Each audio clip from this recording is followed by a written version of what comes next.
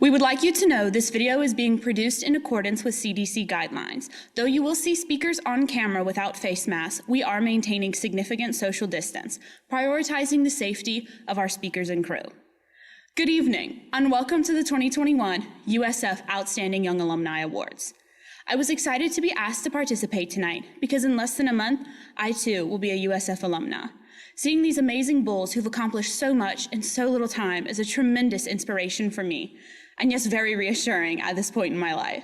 I hope to learn all their secrets for success during the Q&A tonight. If you will allow me a minute to introduce myself, my name is Mary Beth Williams, and I will be graduating with a bachelor's in finance with a concentration in corporate finance.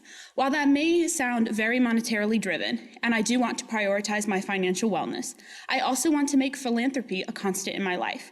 That's one of the reasons I'm so encouraged by our 6 honorees tonight. While each has excelled in his or her chosen field, they've also made it a priority to lift up others along the way. From coming back to USF to share their experiences with current students, to connecting people in Nigeria with healthcare. For my part, as a 3-year resident assistant and USF's on-campus housing, I noticed a serious lack of basic financial literacy in many of our first-year students. So as part of my senior thesis, I developed a personal finance class that I hope will become a requirement for all incoming students to help ensure their financial health in the years to come. I've also pledged to support USF for the rest of my life. That's a commitment I made in becoming a member of the Order of the Golden Brahmin, a group of student and alumni leaders dedicated to advancing USF. As a member and current president of OGB, I've had the great privilege of working closely with the host of tonight's awards, an alumnus who cares deeply about our university, its students, and alumni. OGB is sponsored by the Alumni Association, and our co-founder and advisor is the Vice President and Association Executive Director himself, Bill McCausland. Bill is undeniably focused on connecting alumni, but the association is also dedicated to student success, and I'm exhibit number 1. I've learned a great deal from Bill, and I appreciate from the bottom of my heart his devotion to our university. Please join me in welcoming a bull who's an outstanding alumnus, always a giver, and my fellow Mumba College of Business graduate, Bill McCausland. Thank you, Mary Beth. It's a pleasure watching you lead the Order of the Golden Brahmin. And given what I've seen in my years of working with you, I have no doubt you'll one day be an outstanding young alumna yourself. Good evening to our 2021 USF Outstanding Young Alumni. I hope that you enjoyed the video that played when we started. It's a fast one, so we'll play it again before the night's over. While you're following the pictures and words, listen closely to the music. It was composed specifically for this video by a 2-time Latin Grammy Award winner. I think this may be the first ever in the history of University Alumni Awards. Thank you, Jose Valentino, one of our 6 award recipients tonight, for giving your time and talent to add the very special touch to this event. I hereby dub it, now and forevermore, the official theme song of the USF Outstanding Young Alumni Awards. Like Mary Beth, I'm excited to be here with you, in a manner of speaking, to bestow this prestigious award from your alma mater. Tonight we honor 2 women and 4 men whose professional accomplishments have made them beacons of inspiration and aspiration. While any of us would be justifiably proud to achieve so much after a lifetime of work, these bulls have only just begun. They completed their bachelor's degrees a scant 7 to 12 years ago. In that short time, they've become prominent in their chosen fields while also serving charitable causes close to their hearts. In just a moment, we'll recognize Samuel, David, Tony, Jenny, Jose, and Danielle individually. But first, I'd like to take a moment to thank our presenting sponsors, Phil and Jean Amuso, whose tireless and very generous support over the years has made so many important events like this possible.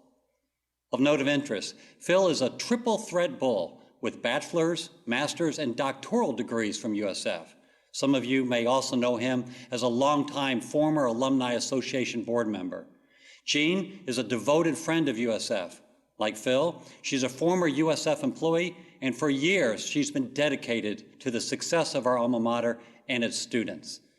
I also happen to know the Amusos are down-to-earth people who don't seek the limelight, so I apologize if I'm embarrassing you, Phil and Jean. We just had to say thank you. And now I'd like to welcome a very special guest. This extraordinary leader has guided our university through extraordinary times, safeguarding our 3 campuses during a global pandemic, while simultaneously ensuring USF remains on the forefront of developing solutions and providing students with a world-class education. This year alone, USF was ranked one of the nation's top 10 producers of Fulbright scholars. We launched the new Center for Justice Research and Policy to tackle issues related to social and criminal justice. And our online graduate degree programs have soared in national rankings, demonstrating USF's commitment to offering rigorous academics in ways that meet students' needs. Please join me in welcoming the architect of USF's continued upward trajectory today and tomorrow, President Steve Corral. Good evening, everyone. On behalf of the University of South Florida, I'm delighted to congratulate this year's outstanding young alumni. This year, we're celebrating 6 young professionals for their professional achievements, commitment to community, and dedication to the University of South Florida. This year's honorees include an NFL player turned business executive, a 2-time Latin Grammy winner, a 2-time Emmy Award-winning social media producer for Good Morning America, a leading United States Air Force intelligence officer, an engineer facilitating healthcare in Africa, and an acclaimed assistant city attorney. Now, USF is a relatively young university compared to our peers. But just like this year's honorees, our great university has already made a tremendous impact on our community, our region, our state, and the world. USF is proud to be recognized as the nation's fastest rising university for the past decade. This rise reflects a commitment to the success of all of our students. We pursue this commitment to student success unified as one USF with 3 distinct campuses and guided by a set of principles focused on the character of our community. Our outstanding young alumni are shining examples of USF's ability to shape the trajectory of our students' lives so they can inspire and positively impact others. They, too, are fast rising, committed to excellence and invested in their success and the success of their communities. I thank this year's outstanding alumni for all they have done and will continue to do to inspire the current and future students of USF. And I look forward to keeping in touch and celebrating your future accomplishments. Congratulations. Thank you, President Corral. We all appreciate you taking time from your busy schedule to make this event even more special for our outstanding young alumni, their families and friends, and the many students who are watching. And now, let's get this presentation rolling. To connect the past with the present, we've invited 2 previous young alumni honorees to make the introductions. I'd like to thank each of them for being here to pass the torch. Presenting the first 3 awards is a physician who became a medical inventor, developing the first and only instantaneous natural relief for nausea, vomiting, and headaches. Dr. Jacqueline Darna's No Mo Nausea wristbands, along with No Mo Migraine and No Mo Sleepless Nights, are now distributed in 12 countries and some of our largest retail chains, including CVS drugstores. She's received numerous honors for her innovation and entrepreneurial skills.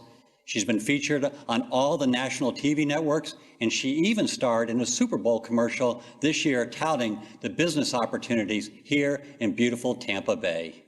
Please welcome 2019 USF Outstanding Young Alumna, Dr. Jacqueline Darna.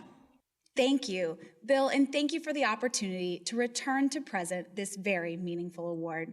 Our first honoree is the 30-year-old Chief Operating Officer of Sky Lemon Equipment, LLC, a heavy equipment company that most recently helped build the $200 million J.W. Marriott Water Street Luxury Hotel In his first full year on the job, Samuel Barrington led the company to revenue growth of 600%.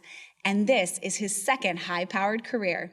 From 2013 to 2017, Sam was an NFL linebacker starting with the Green Bay Packers right out of USF. An injury cut that career short, but Sam had prepared for a life after football. And that's not the whole story.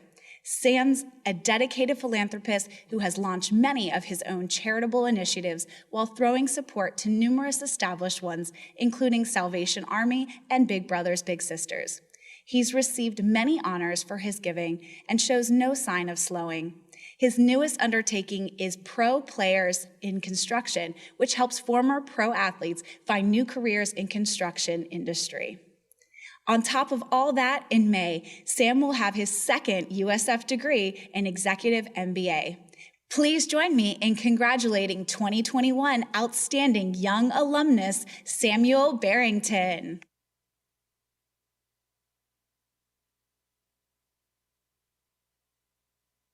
Our next recipient spends his days protecting Americans and U.S. partners in one of the world's most volatile regions. U.S. Air Force Captain David DeLeon is the intelligence officer in charge of targets for Special Operations Command Central at MacDill Air Force Base. To give you an idea what that work entails, his most recent deployment involved leading operations to promote regional stability and analyzing threats to American interests on Arabian Peninsula. Dave envisioned becoming a chef when he graduated high school in 2006. Instead, he enlisted in the Air Force, where he was encouraged to explore opportunities to earn a college degree and become a commissioned officer. That led him to USF's Air Force ROTC. His experience prompted him to develop a program that introduces enlisted airmen at MacDill to USF's ROTC, and another that provides mentorships for USF cadets. Next spring, you'll find Dave at the University of Central Florida, where he's accepted the position of Assistant Professor of Aerospace Studies. Please join me in congratulating 2021 Outstanding Young Alumnus, U.S. Air Force Captain David DeLeon.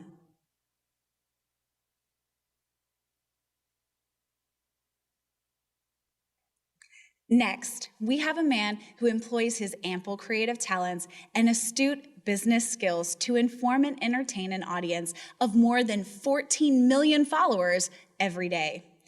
Anthony Morrison is the senior social media producer for ABC's Good Morning America, the nation's #1 morning news show for 8 years in a row.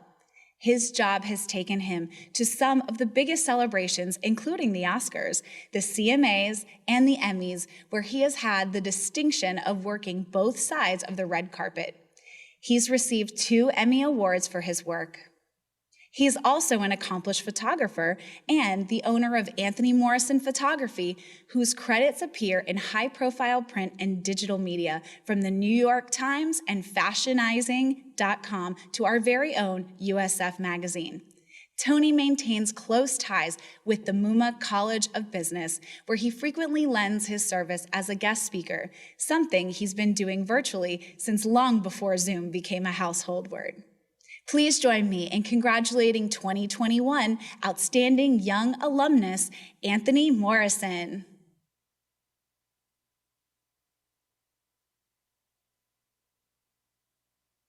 Our next presenter is a 2020 Outstanding Young Alumnus, a creative genius who excels in both music and art. John Brennan majored in music at USF, but chose to pursue the visual arts after graduation. I'm sure he would have gone on to great things as a professional musician, but I'm grateful he chose the path he did. His paintings have raised tens of thousands of dollars for the purchase and preservation of threatened wildlife habitats across the country. John's vivid descriptions of wildlife, his portraits and music-inspired pieces are the sources of a long list of honors. They've hung in museums and prestigious exhibits, and their creator, who just turned 32 just this month, now sits among those judging major art competitions. Please join me in welcoming 2020 Outstanding Young Alumnus, John Brennan. Thank you, Bill. It's great to see you again, and so soon. Good evening and congratulations to Sam, Dave, and Tony. Your stories and achievements are remarkable. I'm amazed and reminded yet again how proud I am to be a Bull. It is now my honor to introduce our next recipient, a program manager at Amazon who's also a social enterprise entrepreneur and in her spare time, the best friend of youthful entrepreneurs in the Washington, D.C. area. Jenny Nwokoye is the founder of Clafia, a platform that connects patients in Nigeria with home-based healthcare. Jenny's brainchild is removing barriers to affordable, accessible health services while creating jobs for the country's underemployed community health workers. And it's generating a lot of buzz. Clafia recently won first place and a $20,000 prize in hashtag Build Back Better Startup Digital Innovation and AI Challenge, a global contest for startups led by women. Jenny is also addressing needs closer to home in the Washington, D.C. area. She works with young and minority entrepreneurs, helping them develop business plans, prep for pitch competitions, and raise money, more than $100,000 in just 2 years. Jenny, who has a bachelor's from USF and a master's in forensic science, will soon have another reason to celebrate. Next month, she will have a master's in systems engineering management from Georgetown University, a program she enrolled in to help her refine to advance Clafia. Please join me in congratulating 2021 Outstanding Young Alumna Jenny Nwokoye.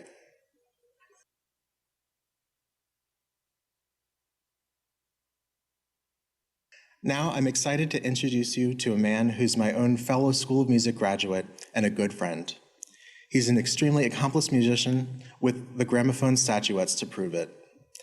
Jose Valentino Ruiz Resto is the inaugural professor of music business and entrepreneurship at the University of Florida, but we know where his loyalties lie. As Bill told you, Joey composed the music for the awards video you saw earlier. As always, awesome work, Joey. Joey's the recipient of 2 Latin Grammy Awards. In 2019, he picked up his first for the work Best Christian Album, Todo Pasa. Last year, he and Carlos Fernando won Best Contemporary Classical Composition for Sacre. He's a flutist who's mastered multiple instruments, a composer, producer, recording engineer, and educator. He's even acclaimed in the TV industry. He won an Emmy Award for his work on the documentary Art Vessel. Perhaps most important to a lot of us here tonight, Joey is a Bull through and through. He hasn't forgotten his roots and the future USF School of Music alumni. He visits regularly to inspire, educate, and advise our music students. Please join me in congratulating my amazing friend, 2021 Outstanding Young Alumnus, Jose Valentino Ruiz Resto.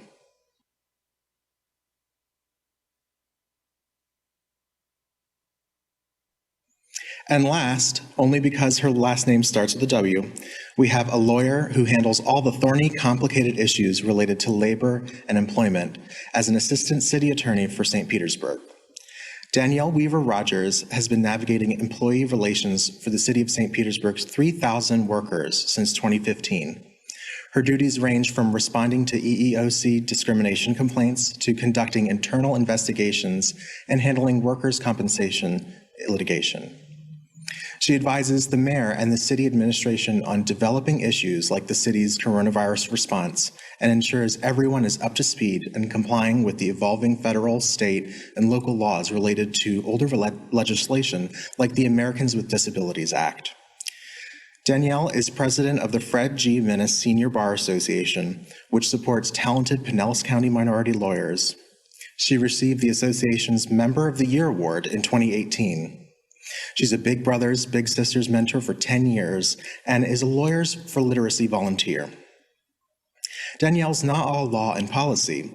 Watch for her to launch a fictional book series this year focused on couples grappling with their marital roles and identities. We're looking forward to that, Danielle. Please join me in congratulating our 6th 2021 USF Outstanding Young Alumna, Danielle Weaver Rogers.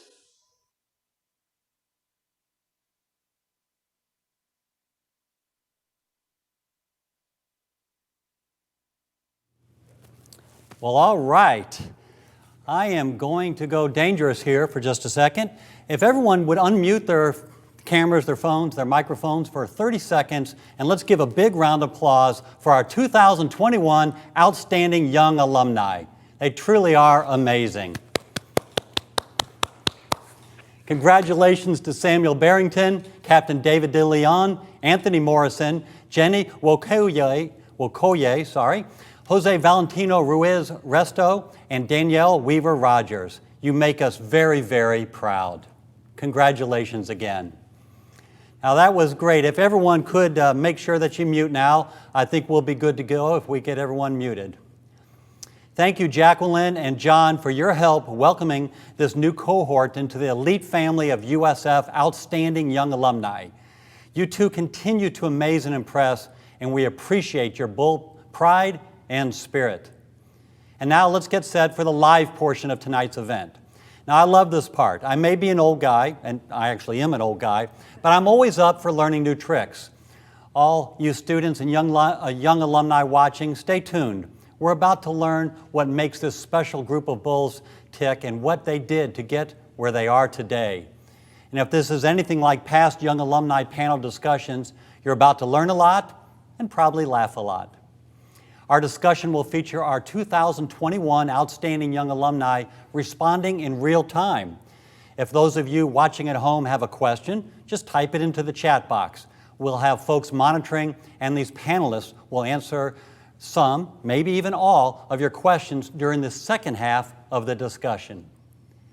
And now it's my pleasure to introduce our moderator, an always informative and entertaining man who's known and loved by legions of USF students and alumni, Dr. Eric Eisenberg, Dean of the College of Arts and Sciences. Dr. Eisenberg came to USF more than 25 years ago and brought with him a passion for teaching and for his field of expertise, organizational communication.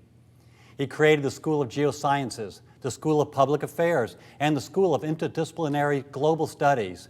He also created the very popular Interdisciplinary Health Sciences degree. Dr. Eisenberg is known for making student success his top priority, and that's a big deal since the College of Arts and Sciences accounts for nearly half the total undergraduate enrollment here at USF. I'm pleased to welcome Dr. Eric Eisenberg. Take it away, Dean Eisenberg. Thanks so much, Bill.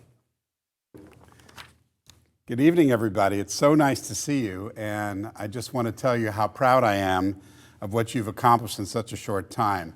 I hope you all know that nothing touches a teacher's heart more than seeing their students really soar. And so seeing you doing what you're doing is just extraordinary. I want to ask you some questions, some of which will be welcome and maybe easy, and some of which might be a little bit harder. But I want to start by asking you about the fact that you are so talented and driven, all of you, but possibly you're driven by different things to succeed. And I want to start out with Danielle. So Danielle, looking back, what would you say are the key factors that would account for your early success in your career? So I would say the key factors that accounted for my success would be definitely my mentors at USF, Dr. McManus, and also Dr. Tauber in the political science department, just being there for any question I had, as well as judges and different attorneys in the Tampa Bay area, being able to ask questions as a first generation attorney. I think that was pivotal to my success. And just knowing that I live in a community of a wealth of knowledge and being able to tap into different resources. Fantastic, Danielle, thank you. I think we're going to hear a lot about mentoring today. How about you, Jose? What do you think is the main thing that has put you on a good path towards success? Well, I think it's multidimensional when thinking about the boundaries of space and time. When I think about space, I think about regions of the world, people that I want to impact, and where I want to take my students along with me so that we can engage in different forms of global impact and empowerment through the arts. Also, I think it's important to recognize those who came before us who have helped pave the way. So, for me, I know that I'm carrying a mantle that my grandparents initiated by going to school and paving way for countless family members. And so now I'm thinking about the future as well, as next month I have a new daughter that's coming, and I have a son and a wife. And so for me, it's about legacy and what can I give? For me, the motivation, even when I was a student, I want to be like my mentors, who they were selfless in their attention and care towards me. And so I want to do the same for a next generation of digital and physical creative arts professionals. Beautiful. I love the way you frame that too, Jose, the idea that you're there's a vector that goes out to the world and there's a vector that goes from the past to the future. That's fantastic. How about you, Jenny? Do you know what it is what would you say it is that accounts for your early success and your sense of drivenness? I think for me, what accounted for my early success is my parents and my family. I think they had really instilled what I would call like what it means to be driven as a firstborn in my family, what it means to have an impact in my community, what it means to give back, and really understanding your purpose in life. And that's, as you can see or tell from my, my journey and how I got here, is really just trying to understand my why. Why do I exist? Why am I here? What am I supposed to do in this world? And just, having a community of people who supported me, especially my siblings. They're my biggest cheerleaders, and, they were my main motivation to really wanting to lead the way for the pack. So I really credit them for like really pushing me in many ways that they may not even realize, to be encouraged to, do things when I'm scared, to do things when I don't want to, but they've been a good source for my motivation and inspiration. And so I think those are the kind of things that I had as I was growing up, that really set the foundation for me, for everything that I've achieved right now. So really your family and a sense of purpose, a sense of why. Thank you so much. How about you, Tony? You work in such a fabulous career. Tell us about what it was that propelled you to where you are. Yeah, well, I'll say that what I'm doing today is nothing that I ever planned to be doing when I first moved to New York. I moved here and wanted to be a photographer, and it was a bit of a suitcase and a dream kind of move. But I always was very focused on just doing the next right thing for myself. And one opportunity led to another. And I think the biggest takeaway, as I think about this and have thought about this, is I really let the opportunities come to me. But I really think that was really done by creating opportunity of where I was at the time and what I'm doing in the present. So create that opportunity with what you are doing and where you are, and I think the opportunities will follow. Oh, that's beautiful. Thank you, Tony. And I'm going to use that with our students. I think it's so important. A lot of times when you're in college, you think that you have to have all the steps planned out. And I love what you said about the next right thing, because if you take that next one, then something else will appear beyond it. Beautiful. Thank you. Captain David, tell us about you. I want to know about the story behind the chef thing. How did you decide not to be a chef? Okay, so forgive me, I'm a little out of breath. My router just died, actually, so I just got back in, dialed in. So yeah, I was in a culinary program in high school, and I had no idea what I was gonna do in life, and I thought I wanted to be a chef, and then I shadowed a program and just realized that wasn't for me, and then I went into the military. So I think to answer the question, faith and family is probably a lot of our foundations. I'm reminded of a conversation I just had with my wife on about Dr. Judy Genshaft. I think a lot of I think we can attribute our success to the values she instilled on us while we were at USF. Mm-hmm. I think Judy did an exceptional job at taking boys and girls, young adults from the community, mm-hmm. and turning them into contributing members, men and women of the community. And that came through, the Week of Welcome events, the Stampede of Service, which really allowed us to leverage our relationships out in the community, not just the USF community, but through the Tampa Bay community. So services and my community service is pretty important to me now. And I think all of that came through those shared values at USF. Excellent, David. Thank you. How about you, Sam? What were the main drivers behind your success, do you think? You know, I think you talk about early on, I've been an athlete all my life, right? So you'll meet people, well, I meet people on a daily and they think that I want to talk about sports. And I think the most significant thing about being an athlete, a lot of people think that, hey, you get to go and play in front of thousands of people. Everybody says your name, you know, you get to make a ton of money in the NFL. But I think the best thing for me about being an athlete is you get to understand a set of character traits, and you get to build a foundation for your life in terms of how you need to operate as an individual to be successful, not only in a team environment, but in an environment as an individual. For example, you're out on the field and you just had a play that didn't necessarily go the way that you had hoped for it to go. You have to move on to the next play and just be ready to step up to the plate and perform. You talk about the gift of leadership. I understand that's a gift that's not given to everybody. So it's one of the things that I value. I've been a leader ever since I was young, and now moving on to a business owner, a manager, I'm responsible for creating an enriching working environment for a lot of people. I'm the youngest person in my organization, but still every day I wake up with the same tenacity, the same approach, the same passion that I did while I was playing the game of football.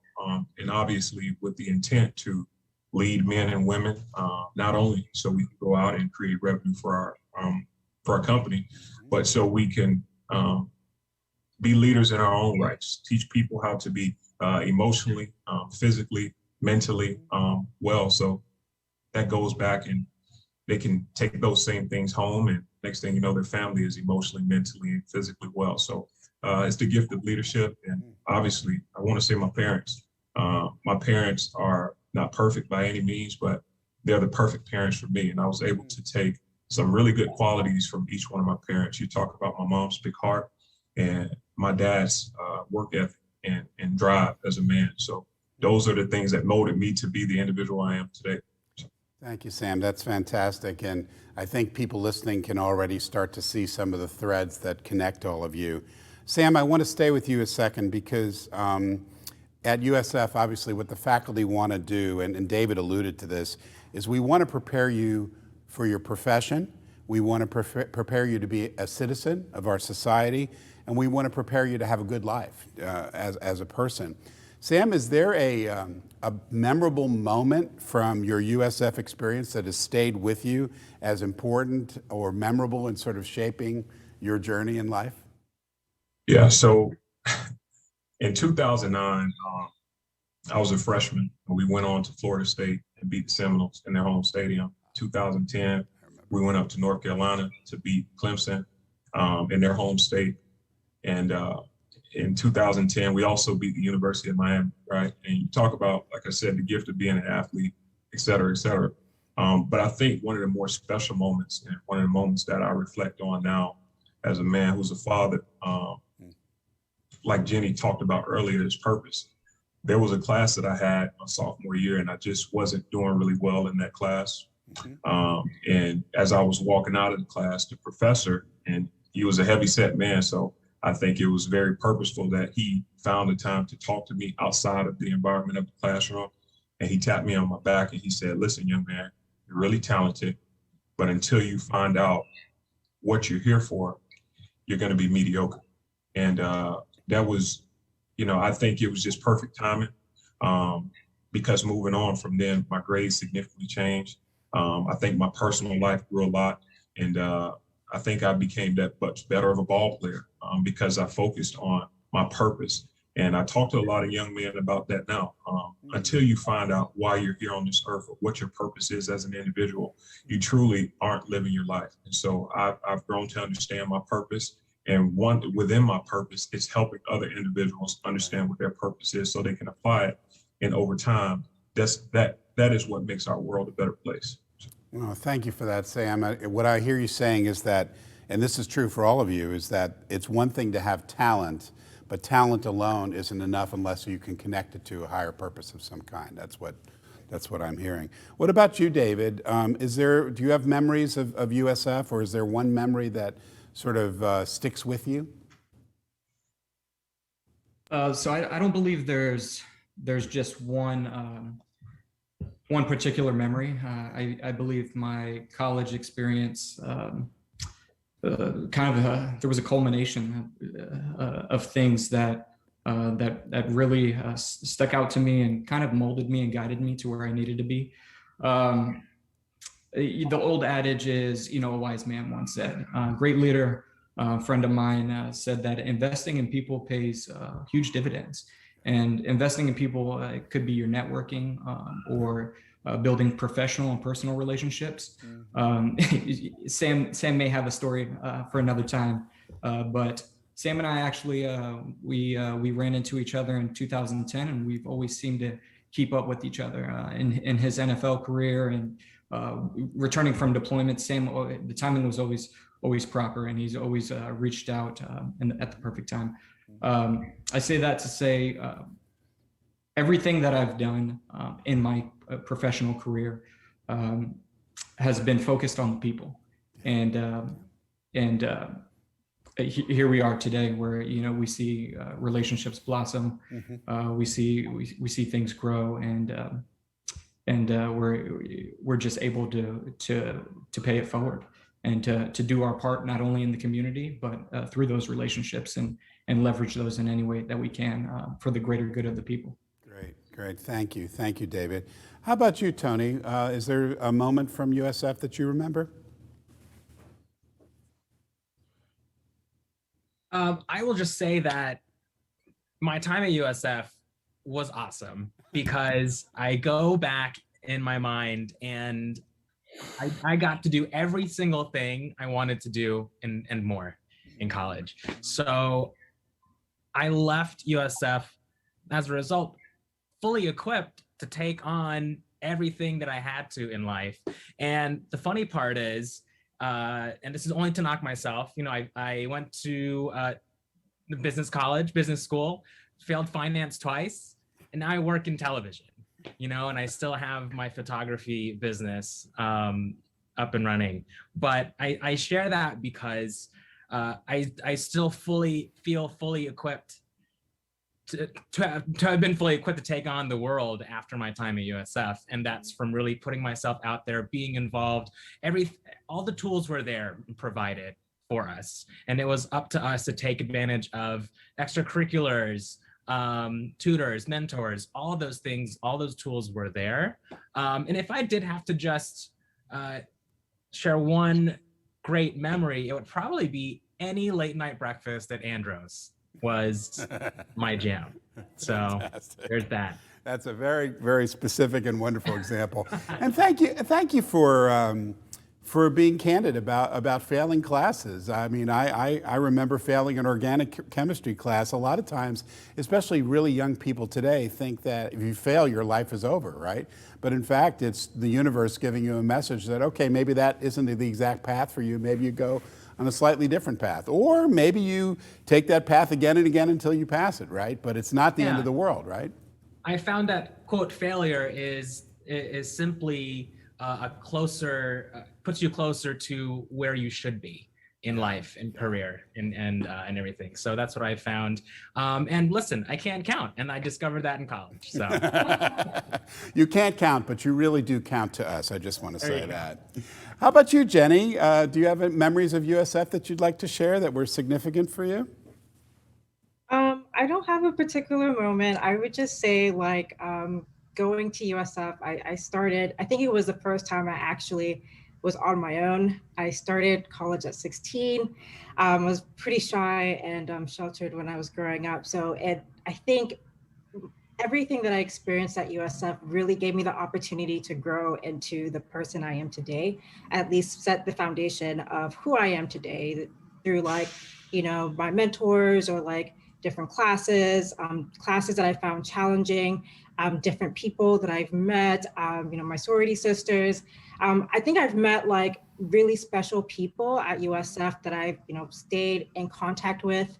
My friend Stephanie, shout out to you. Like, I've met really good people at USF, and we've been friends since then. And I think I'm really blessed and honored to have those relationships in my life, because each and every one of them have really like groomed me and like contributed to like, the person who I am today. So I think it was, just to recap, it was just like an opportunity to discover myself, like find out who I am outside of, being outside of the house, and just discovering who I am as a person. I think I really liked that, even though it was sometimes uncomfortable. I think it was, a really great opportunity to just know who I am. So I'm very thankful for my experience at USF. I'm happy that I went to school there. So yeah. Fantastic. And no late night breakfasts at Andros or anything like that? I had some of those. I had some of those, yeah. All right, we'll come back to that. How about you, Jose? I mean, I think I experienced a few of your moments. I'm just touched by how talented our students are at the University of South Florida. What are your great memories? There must be many. Yeah, there's certainly many, but I can recall several. One of the memories is Judy Genshaft. I remember one time playing for an event at the President's Mansion, and some of the people that were there were donors who gave me a wonderful scholarship during my undergrad. And she pulled me aside and she says, many musicians have started their education but then drop out for a fruitful but sometimes temporary opportunity. You make sure you graduate.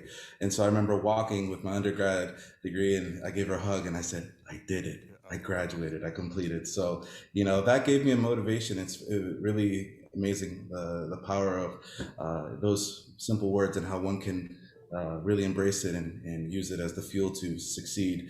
I would also say Dr. Kim McCormick, she is a professor emeritus now of flute, and I had the privilege of studying with her since I was 8 years old. She happens to be my neighbor, so I had the USF training ever since I was 8 years old, and she taught me all the foundations needed to be an expressive musician and artist. And I think of artistry as humanity expressed. And so what she has taught me and how I can express myself, she has taught me to the secret to unlock the freedom of expressivity in other people.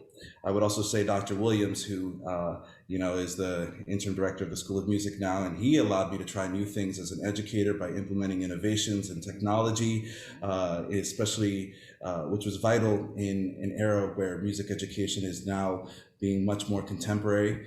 Dr. Fung, who is the director of the PhD Music Ed program, was just incredible for me. I would say that with Dr. Fung, he was relentless in his dedication to training and bringing out all aspects of leadership and business skills and global communication skills as a scholar, producer, and professor. And I can't leave without saying two other people who happen to be family members. My mom, who graduated with her PhD in medical sciences and is an affiliate professor of the College of Medicine and works at LifeLink as an associate director. But when I was a kid, after school for me was hanging out at the lab while she was doing her studies. And so, I have a slightly different story because it's a little bit longer story for me in terms of University of South Florida. And of course, my sister, who we had that together, and she's also graduated as from the mass communications, and so we did it together,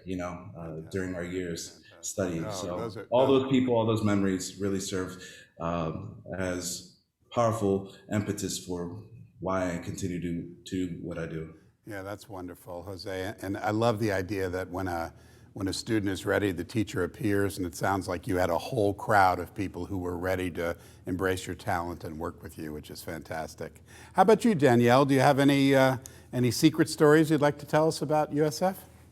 I don't know about secret stories, but I will say that USF was a source of many of my lifelong friendships, especially the USF Ambassadors Program, the spirit of USF. Once an ambassador, always ambassador.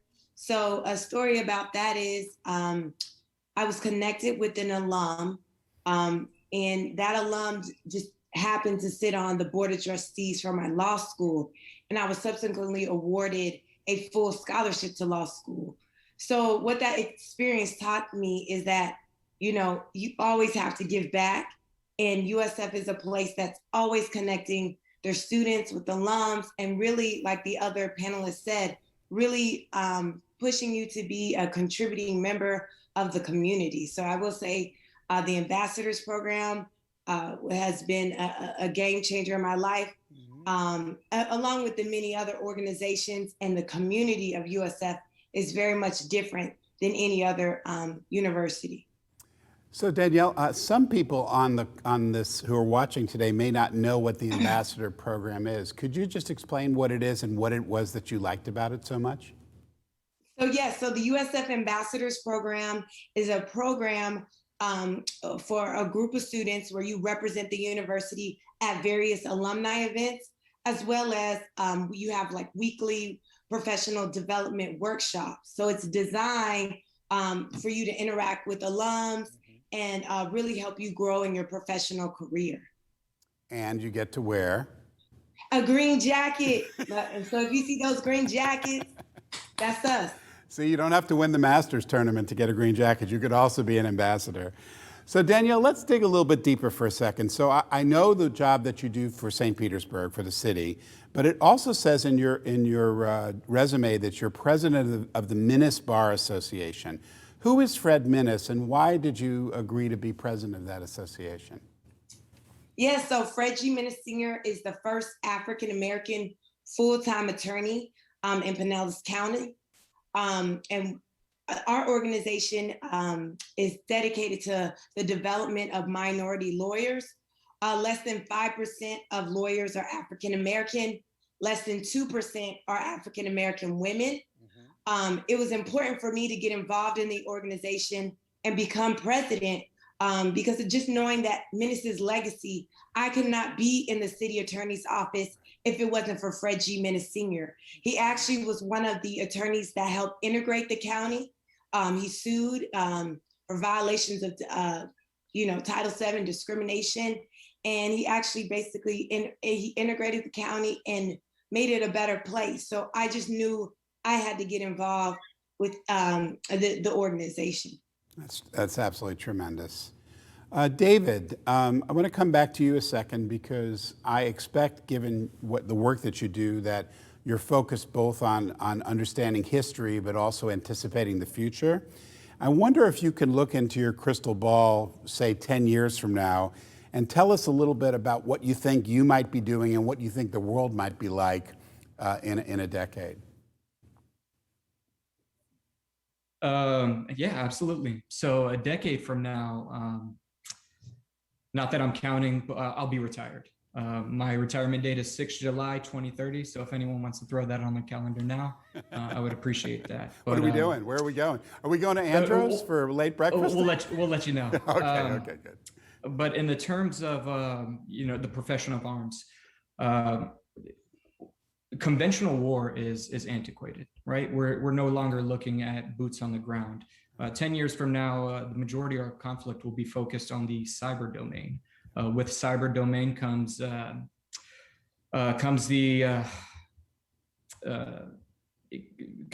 focus of artificial intelligence, machine learning, automated learning, and all of these aspects are heavily focused on the information space. So 10 years from now, as a military service member, I won't be focused on our special operators forward deployed. We'll more be focused on a strategic standpoint of what are we doing in the cyber domain and how are we leveraging effects there. And I'll leave you with that. Okay, fantastic. And we just, some in the audience may know we just had a 2-day conference on cybersecurity with Central Command and Special Operations Command just a couple days ago here at USF. USF is really committed to being a resource in that space. Tony, I want to come to you now. Everybody wants to know a little bit more about your path from Tampa to New York and Good Morning America. Of course, we want to know more about behind the scenes stuff about Good Morning America. But what were your aspirations along the way? What surprised you about the work that you're doing, and where are you going in the future? Do you have any dreams or thoughts about any of that?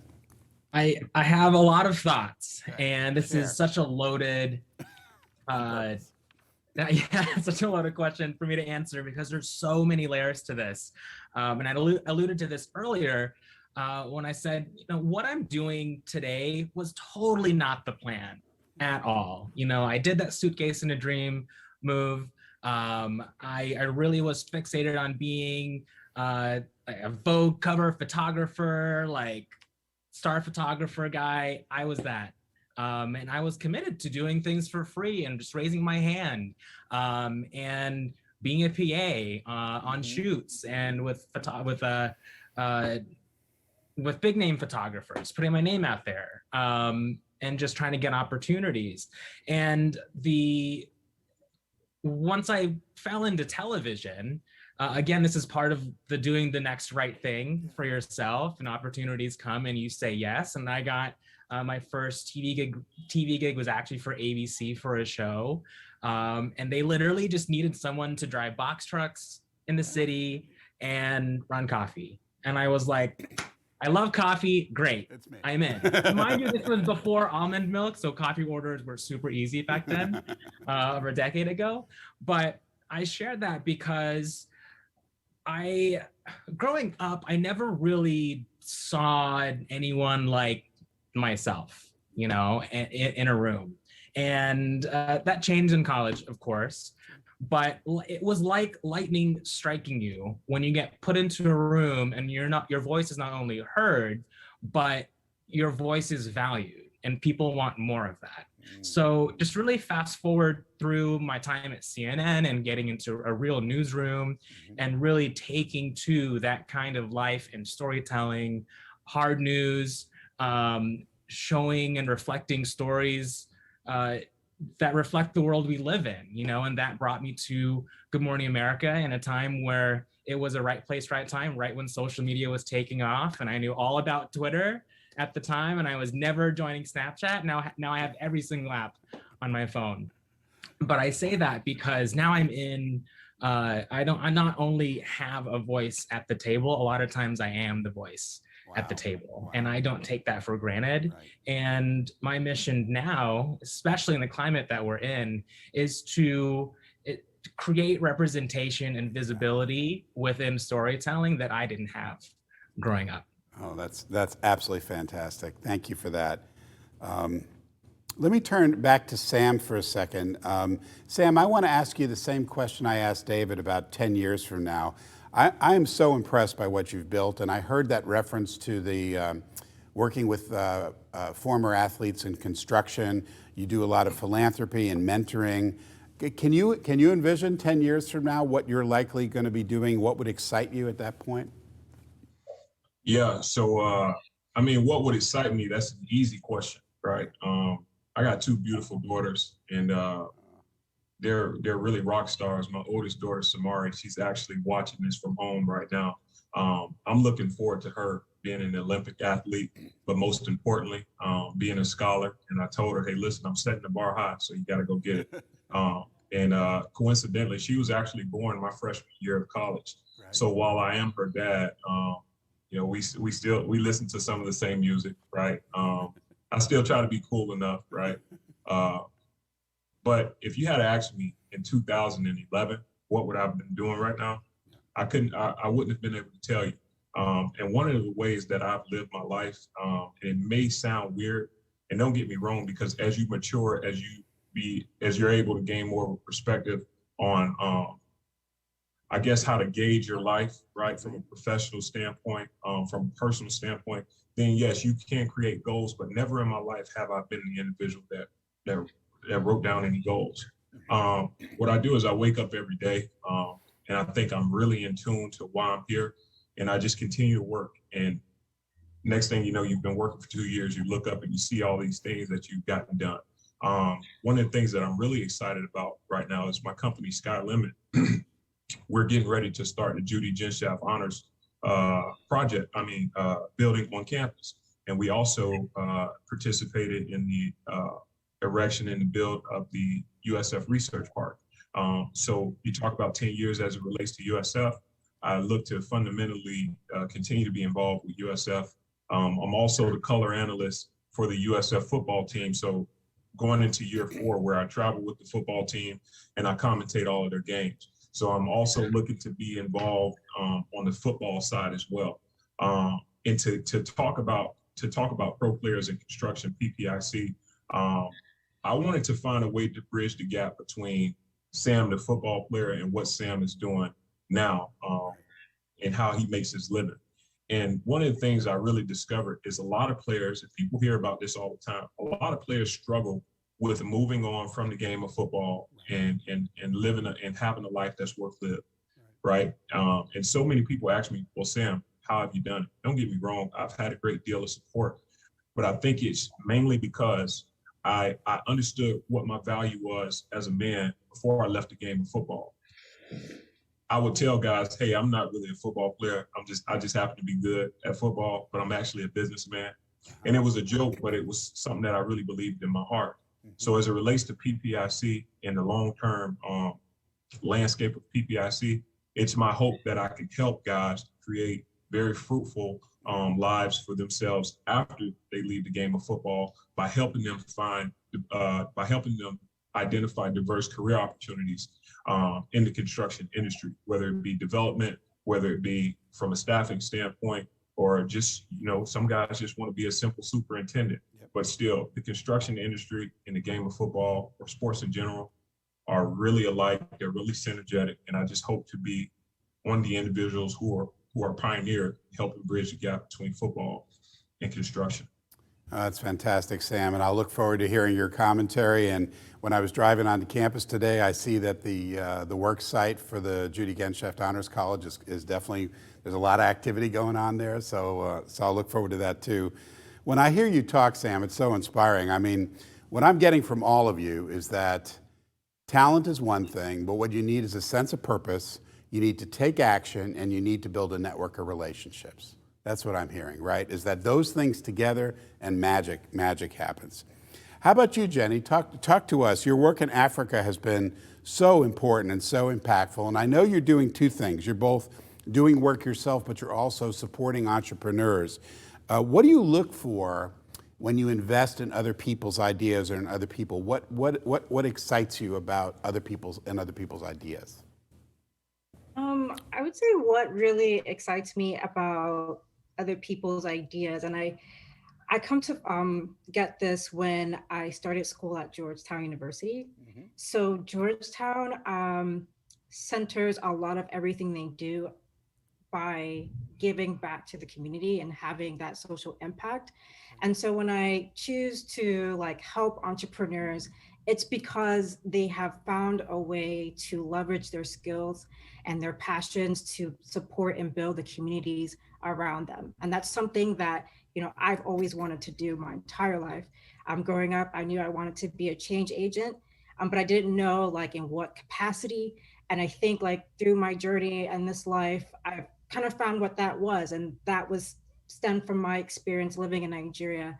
I wasn't born there, but I was there during my formative years. And, on the topic of healthcare, it really struck me, or at least I got to see and experience the barriers that I face, my family face, my friends face, seeking healthcare.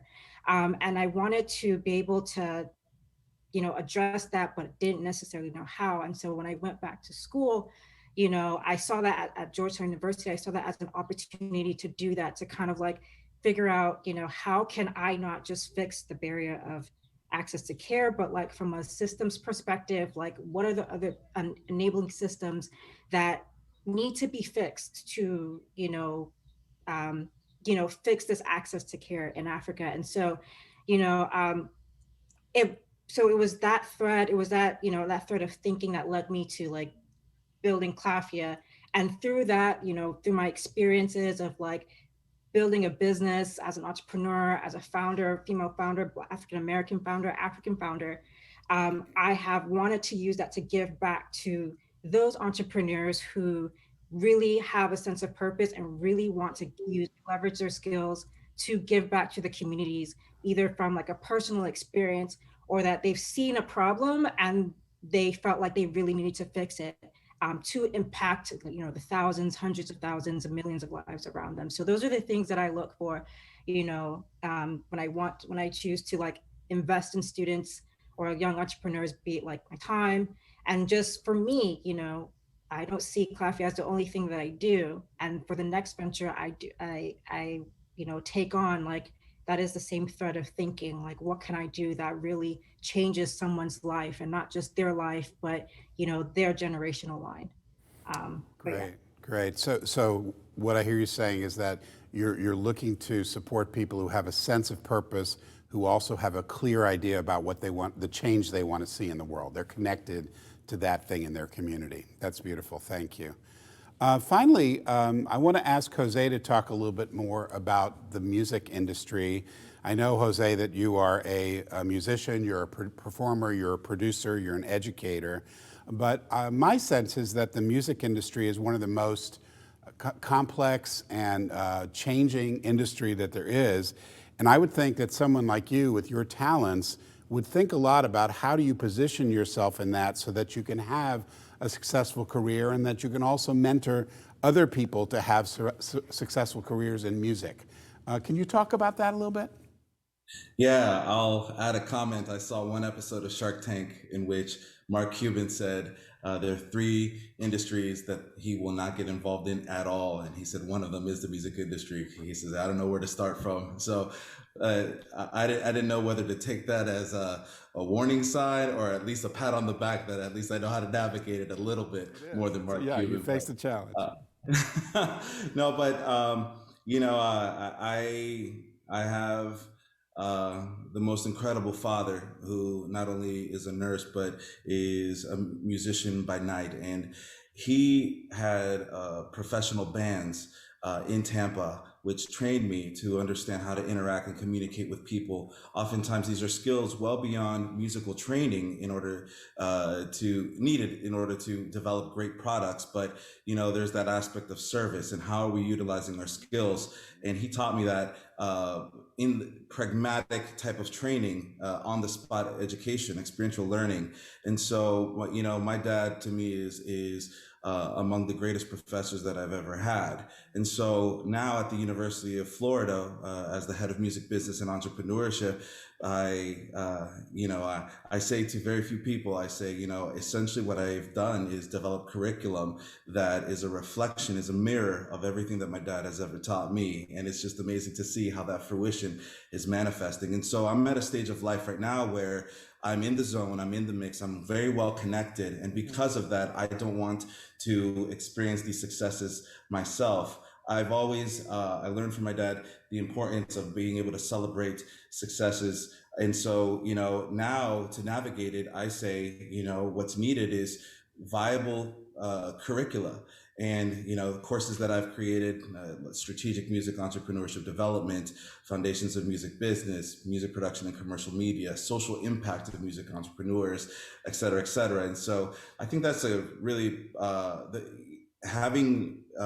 universities having viable programs that prepare, creative arts entrepreneurs is going to be essential at all levels. Fantastic. Oh, that's just wonderful. And, listening to all of you, I read a lot about how American culture is very individualistic. But it's clear to me that this generation and your generation, all of you, is really giving the lie to that. I think that all of you are saying that your success only matters if it's also accompanied by the success of the people that are around you, whether it's your students or your clients or your community, which is extraordinary. Well, I want to wrap up by just saying that I have 2 reactions to all of this. One is from my heart and the other is from my head. For my head, I want to say thank you for tonight. I've learned so much from all of you, and I promise I will be stealing and using things that you said as I go about my job as dean and as I interact with students in the classroom. But from my heart, more important, I want to say congratulations. I'm so proud of each of you, and you should really take a moment to take a breath with your family and your friends, your loved ones, and appreciate that you've climbed a mountain to this point, you've accomplished great things, you're being acknowledged, and the future is going to be bright and beautiful. So congratulations to all of you, and I'm going to bring Bill back to the stage.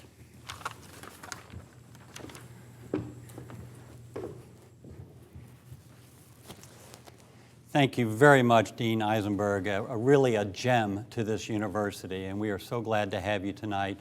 And also thank you and congratulations again to all our esteemed, outstanding young alumni. Your candor and words of wisdom have given us a wealth of knowledge. Before we wrap up, and I'm going to wrap up here in just a moment, I want to show the video one more time. I'd like everyone to pay close attention to this video and, of course, listen to the music that accompanies it. So let's see that recognition video one last time.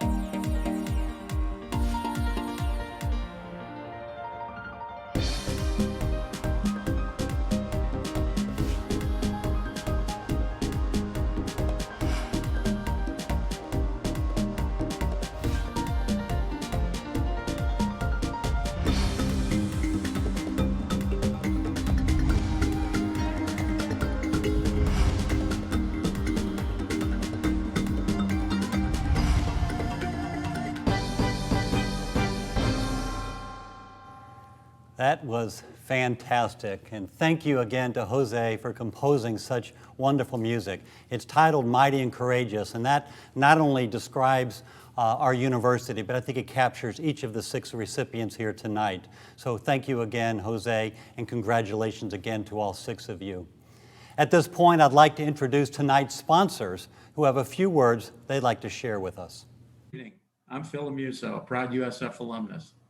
I attended USF for my bachelor's, master's, and doctorate. I'm also a former faculty member at the USF Morsani College of Medicine. USF is my university, and I love it. And I'm Gina Musso, former director of USF School of Social Work. Like Phil, I love USF, and I'm dedicated to helping our incredible students succeed. That's why we support the Outstanding Young Alumni Awards program. We think it's important to recognize exceptional achievements of our youngest alumni. Sam, David, Tony, Jenny, Jose, and Danielle, we're also very proud of you. Your accomplishments are the best lessons for today's students. You're showing them that with hard work and a commitment to excellence, they too can fulfill their dreams and even change the world. You're already leaders in your professions, in your communities, and the causes you support. Now we look to you to be USF leaders of tomorrow. Congratulations, outstanding young alumni, and thank you for all that you do. Go Bulls! Go Bulls indeed. Thank you. Once again, thank you to Phil and Gina Musso. We greatly appreciate your generous support, your continued dedication, and your passion for our great university and the USF Alumni Association. To our viewers who are students and young alumni, I hope you enjoyed this great discussion, had a few laughs, and most of all, picked up some valuable tips. I know I certainly did. If you're a USF student, I invite you to keep the momentum going by joining our Student Alumni Association, which offers opportunities like this all year long. And to those young alumni watching, please consider becoming involved with Bulls of the Last Decade, also known as BOLD, to serve as a resource for our hardworking students. And now, please join the College of the Arts Chamber Singers in singing of our alma mater. Now remember, only your nearest and dearest can hear you, so get loud and get proud, everyone. Good night, thank you for being here, congratulations again, and go Bulls.